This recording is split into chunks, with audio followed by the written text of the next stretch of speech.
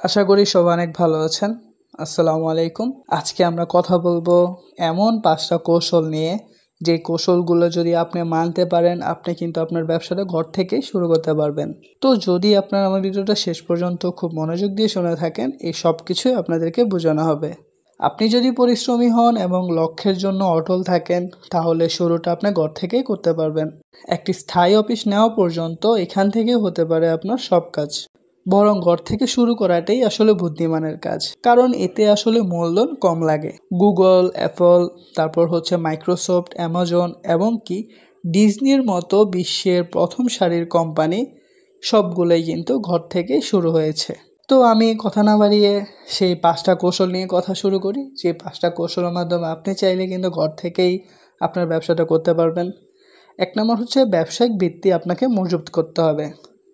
আপনার ব্যবসা শুরু করতে পারেন হয়তো অল্প কিছু পরিসরে, কিন্তু আপনার কিন্তু সেই ভিত্তি মজবুত করে নিতে হবে। একটি প্রতিষ্ঠান শুরুর ক্ষেত্রে রাষ্ট্রের যে প্রচলিত নিয়মকানুনগুলো রয়েছে সেগুলো সম্পর্কে আপনাকে জানতে হবে। আপনার কোম্পানিটা আপনাকে নিবন্ধন করে নিতে হবে। কেননা আপনি দেখা যাবে কিছুদিন পরে যখন নিবন্ধন করতে যাবেন, দেখবেন যে এই নামে অন্য কেউ হয়তো বা নিবন্ধন করে রেখে দিয়েছে। পরে আপনার ব্যবসার উপরে কিন্তু একটা বাজে এফেক্ট হতে পারে।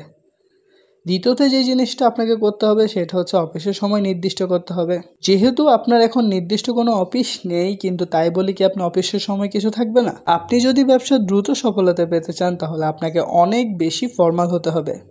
বাসা বা গ্যারেজ যেখানে হোক না কেন, প্রতিষ্ঠানের নিয়ম আরোপ শুরু করতে হবে। আপনি হয়তো অল্প কয়েকজন লোক নিয়োগ করেছেন, তবুও তাদেরকে অফিসের সময় বেঁধে দিন।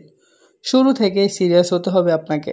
আপনার মনে হতে পারে শুরুর দিকে এত নিয়ম কানুনের কোনো মানে নেই, কিন্তু ব্যবসায়িক বিশ্ব বলে অর্জন আসে নিয়মের পথে, তাই নিয়মের বেলায় কোনো ছাড় দেওয়া যাবে না। 3 নাম্বার হচ্ছে পর্যাপ্ত জায়গা বের করুন। কাজের জন্য জায়গা খুবই জরুরি। আপনার একটি দরকারি ফাইল হারিয়ে যাওয়া আপনার প্রতিষ্ঠানে অনেক বড় সমস্যা ফেলতে পারে। এই জন্য অফিসের প্রত্যেক কর্মীকে আলাদা ডেস্ক দেওয়া হয়। কাজের উপর ভিত্তি করে ওই জায়গায় প্রয়োজনীয় পার্থক্য হতে পারে। ঘরে আলাদা স্পেস বের করা খুবই সমস্যা হতে পারে, সেক্ষেত্রে বাজ করে রাখা যায় এমন চেয়ার টেবিল ব্যবহার করতে পারেন। 4 নম্বর হচ্ছে সঠিক প্রযুক্তি ব্যবহার করতে হবে।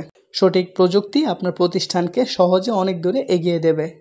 আপনার প্রতিষ্ঠান যদি অনলাইন নির্ভর হয়, তাহলে পত্রিকার সাথে লিফলেট বিলি না করে অনলাইনে বিজ্ঞাপন দেওয়া বুদ্ধিমানের কাজ হবে।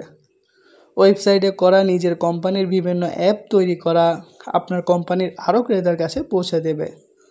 অনলাইনে ব্যবসা না হলে আপনার প্রযুক্তির অস্ত্রের ব্যবহার হবে ভিন্ন। তখন আপনাকে বেশি নজর দিতে হবে আকর্ষণীয় একটি ব্যানার তৈরির দিকে। এমন একটি লোগো তৈরি করতে হবে যা অনেক দূর থেকেও দেখা যাবে।